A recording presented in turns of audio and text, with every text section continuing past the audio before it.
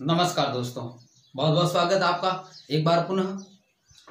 हम पिछले 3 दिनों से विश्व का इतिहास पढ़ रहे हैं। अमेरिका की क्रांति पढ़ ली हमने, कल फ्रांस की क्रांति पढ़ ली और आज फ्रांस की क्रांति के बाद का युग पढ़ेंगे, वो है नेपोलियन बोनापार्ट युग। कल हमने पढ़ा था कि फ्रांस की क्रांति के बाद सन 1789 में वहाँ का संविधान बना, 1791 में संविधान लागू हो गया और 1793 को राजा और रानी को फांसी दे दी गई। आज जो बढ़ेंगे आगे का युग, उसके बाद वहां पर डायरेक्टरी का शासन लागू किया गया। लेकिन कुल मिलाकर के देखें तो डायरेक्टरी का शासन था वो उस तरह से काम नहीं कर सका जो फ्रांस के लोगों को उम्मीद थी। उस समय एक उम्मीद की किरण नेपोलियन बोनापार्ट। पहले देखते हैं नेपोलियन बोनापार्ट के ऊपर एक छोटी सी, आप उसको चुटकुला ही समझना, छोटी सी कहानी है। एक बार क्या हुआ कि नेपोलियन बोनापार्ट गांव में कहीं घूम रहा था। उसने लोगों से बातचीत की कि मुझे यार इस देश का शासक बनना है तो क्या करना पड़ेगा। तो उन्होंने कहा कि आपको इस देश का शासक बनने के लिए पहले तो सैनिक बनना पड़ेगा और सैनिक बनकर के आप उच्च से उच्च पद धारण करते हुए देश का प्रमुख सेनापति बन सकते हैं और उसके बाद आप देश की कमान अपने हाथ में ले सकते हैं। तब नेपोलियन बोनापार्ट अपने सारे डॉक्यूमेंट्स लेकर के सेना में भर्ती होने के लिए वहां से जाता है। नाम नेपोलियन बोनापार्ट है लेकिन पार्ट लंबा चौड़ा है। ये पार्ट बोना नहीं है, पार्ट लंबा चौड़ा है। तो वहां जाता है, बाहर एक आदमी मिलता है, जिसको गार्ड कहेंगे, वो गार्ड मिलता है, कहता है मुझे सेना में भर्ती होना है।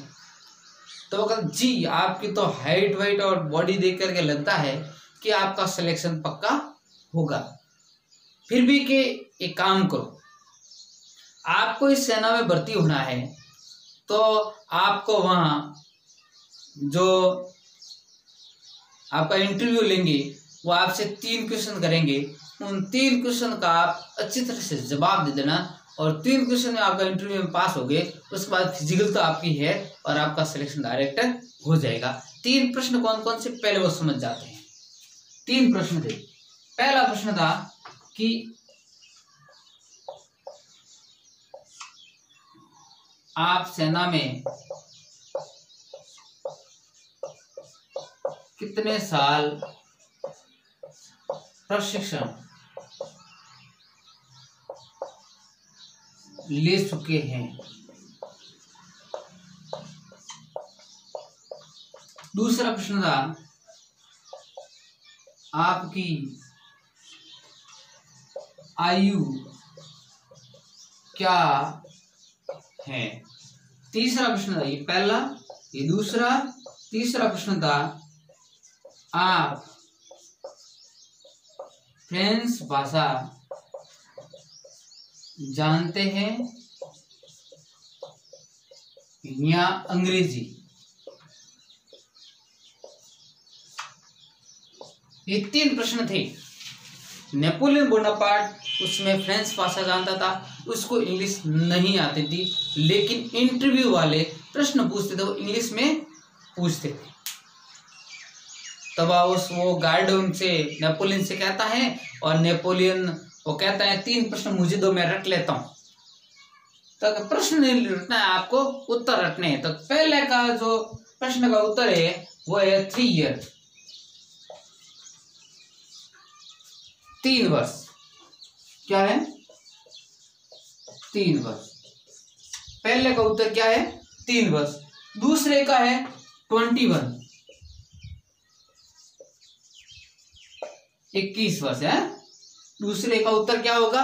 21 वर्ष। और तीसरे का उत्तर बहुत, यानी दोनों। तो नेपोलियन ने एक दिन और रुका वहां पर। 3 वर्ष, 21 वर्ष, बहुत सर, 3 years, 21 year, बहुत सर, यानी वो प्रश्नों के जो जवाब थे वो उन्होंने रट लिए। तीसरे दिन वो इंटरव्यू देने के लिए अंदर जाता है, मे आई कम इन सर कह करके, और जो इंटरव्यू लेने वाला अफसर बैठा उनके सामने ठीक खड़ा होता है, वो एकदम देख करके चकरा जाता है, ये आदमी कहाँ से आ गया है, 8 फीट तो ऊंचे ही है,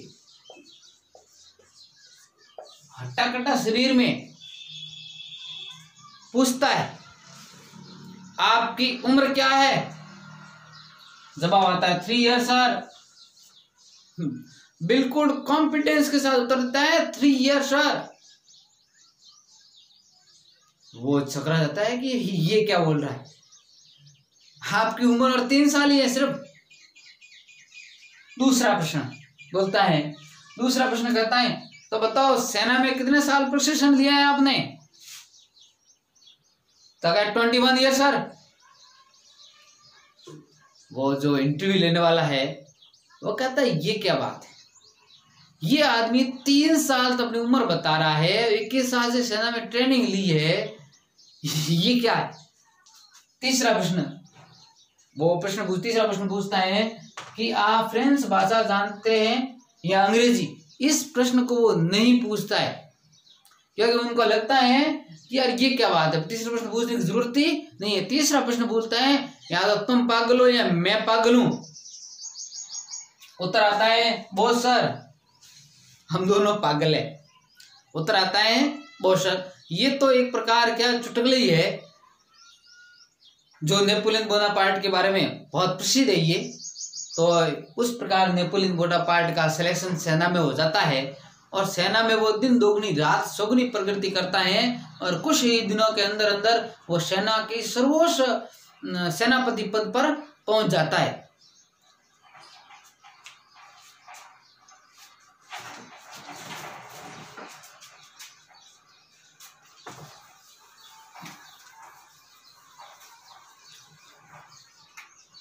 वैसे नेपोलियन बोनापार्ट का जन्म 15 अगस्त को हुआ था 1769। महात्मा गांधी से 100 साल बराबर बड़े थे ये नेपोलियन बोनापार्ट। शुरुआत में उन्होंने डायरेक्टरी शासन का अंत किया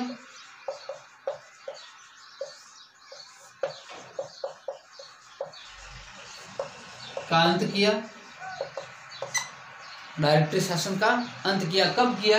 ये किया 1799 में और खुद बन गया शासक। खुद शासक बनने के बाद उन्होंने कई प्रकार के सुधार किए उसमें। सुधार पहला किया आर्थिक सुधार,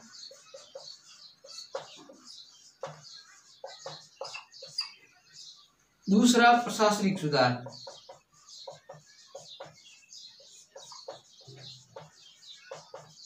तीसरा धार्मिक सुधार,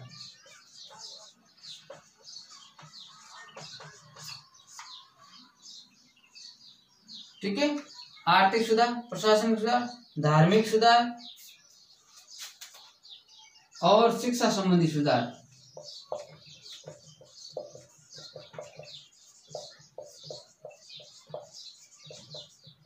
नए संविधान का निर्माण,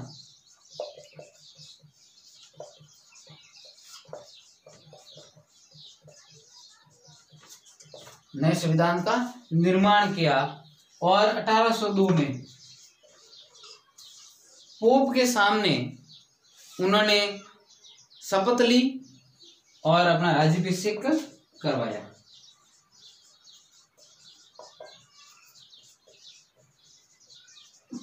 राज्याभिषेक करवाया। पूरे यूरोप महाद्वीप में 2 खतरनाक देश थे, एक फ्रांस था दूसरा इंग्लैंड था। एक फ्रांस दूसरा इंग्लैंड।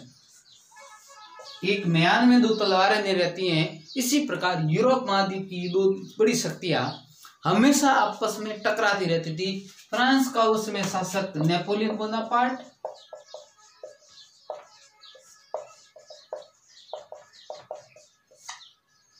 बड़ा ही महत्वाकांक्षी था,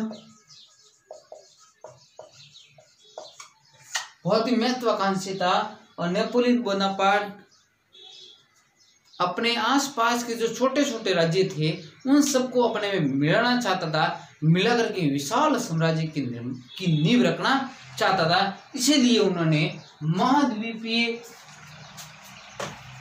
व्यवस्था अपनाई।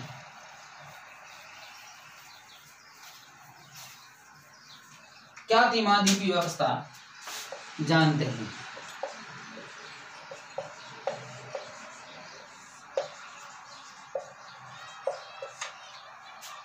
यूरोप महाद्वीप के अंदर एक इंग्लैंड देश और एक फ्रांस देश। नेपोलियन बोनापार्ट का मानना था कि किसी न किसी प्रकार से फ्रांस का प्रभुत्व स्थापित हो, इसीलिए फ्रांस ने अपने सौ पड़ोसी देश से उन सब देशों से लड़ाइयाँ की।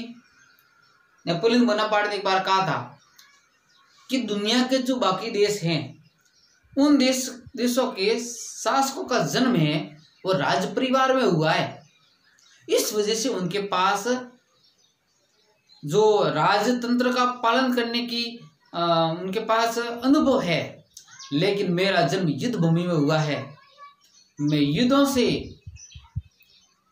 जीतना चाहता हूं। तो उन्होंने आसपास के जो देश थे उन सबसे युद्ध करने का निर्णय लिया। अंत में जाकर उनका युद्ध इंग्लैंड से होता है, लेकिन इंग्लैंड एक ऐसी शक्ति थी, पूरी दुनिया पर उसका शासन था।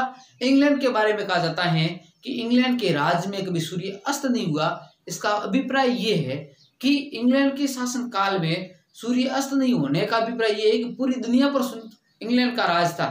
जब हिंदुस्तान में सूर्य अस्त हो जाता था तो अमेरिका में सूर्य उदय था, तो वहां पर भी इंग्लैंड का ही राज था, यहाँ पर भी इंग्लैंड का राज था। दुनिया के ज्यादातर देशों पर इंग्लैंड का राज था। तो इंग्लैंड से नेपोलियन बोनापार्ट का पाला पड़ा और नेपोलियन बोनापार्ट इंग्लैंड को हरा नहीं सका। इस वजह से इंग्लैंड के खिलाफ नेपोलियन बोनापार्ट ने एक और अभियान चलाया, वो था कि इंग्लैंड का जो माल है, इंग्लैंड की जो वस्तुएं हैं, वो यूरोप महाद्वीप के जो बाकी देश से वो नहीं खरीदेंगे, ऐसा नेपोलियन ने प्रस्ताव रखा। बाकी जो फ्रांस के जो पड़ोसी देश उन सब ने उसको मान लिया और ये निश्चित किया कि इंग्लैंड की माल हम किसी प्रकार से नहीं खरीदेंगे। लेकिन फ्रांस के पास इस प्रकार का वो माल था नहीं कि वो बाकी वाले देशों को दे। अब ये तो हो गया कि हम इंग्लैंड का माल खरीदेंगे नहीं, लेकिन फ्रांस के पास इतना माल नहीं था, इतनी पूंजी नहीं थी कि वो बाकी वाले देशों को दे सके। बाकी वाले देशों ने कहा कि या तो आप इंग्लैंड से दिलो या फिर आप दो, तो हम आपके साथ हैं। फ्रांस ने कोशिश की, लेकिन फ्रांस के पास न इतना मक्का और गेहूं उपलब्ध था कि वो बाकी वालों को दे सके। इस वजह से ये महाद्वीपीय व्यवस्था है नेपोलियन बोनापार्ट की, ये असफल साबित हुई। उसके बाद नेपोलियन बोनापार्ट का लगातार युद्ध जारी रही। उन्होंने रूस के साथ भी एक समझौता किया था, जिसके अंतर्गत रूस ने नेपोलियन बोनापार्ट को इटली का सम्राट घोषित कर दिया था। नेपोलियन बोनापार्ट ने अमेरिका का सहयोग दिया, नेपोलियन बोनापार्ट ने ऑस्ट्रिया का सहयोग दिया। उधर इंग्लैंड है वो तीसरे गुट का निर्माण कर रहा था, वो नेपोलियन बोनापार्ट के खिलाफ कर रहा था, लेकिन वो भी सफल नहीं हो सका। नेपोलियन ने बहुत सारे युद्ध लड़े, सब युद्ध लगभग जीते। नेपोलियन बोनापार्ट को क्रांति का शिशु कहा जाता है और नेपोलियन बोनापार्ट को सेकंड सिकंदर भी कहा जा सकता है। नेपोलियन बोनापार्ट का जन्म मैंने आपको पहले ही बताया कि 1769 हुआ था और 1821 में मृत्यु हुई है, तो लगभग 52 साल। इस 52 साल की उम्र में नेपोलियन बोनापार्ट ने पूरे फ्रांस को एकता के सूत्र में बांधा ही नहीं, बल्कि दुनिया पर अपनी धाक है वो कायम की, है ना। तो नेपोलियन बोनापार्ट ने पूरी दुनिया पे अपनी धाक बहुत ही कम उम्र में, मैंने आपको कुछ दिन पहले राजस्थान हिस्ट्री में पढ़ाया था, पृथ्वीराज चौहान भी 35-36 साल की उम्र में पृथ्वीराज चौहान वीर गति को प्राप्त हो गए थे। महाराणा प्रताप 57 साल,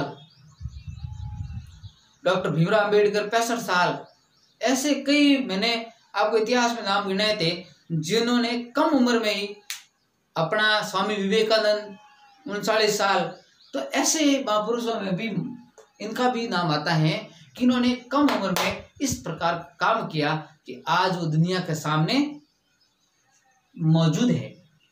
तो ये तो थी नेपोलियन बोनापार्ट की बात। नेपोलियन बोनापार्ट का अंतिम युद्ध था वो था वाटरलू का युद्ध। वाटरलू का युद्ध सन 1815 को। इस युद्ध में नेपोलियन बोनापार्ट की हार हुई और नेपोलियन बोनापार्ट वहां से भाग गया था और 1821 में नेपोलियन बोनापार्ट की मृत्यु हो गई थी। इस प्रकार ये एक महान क्रांतिकारी। अंत में आप इस चैनल को अगर सब्सक्राइब नहीं किया है तो पुनः आपसे निवेदन है कि इस चैनल को सब्सक्राइब जरूर करें और लाइक और शेयर भी करें ताकि ये ऐसी जानकारियां और लोगों तक पहुंचे। ठीक है ना। पुनः आपका धन्यवाद।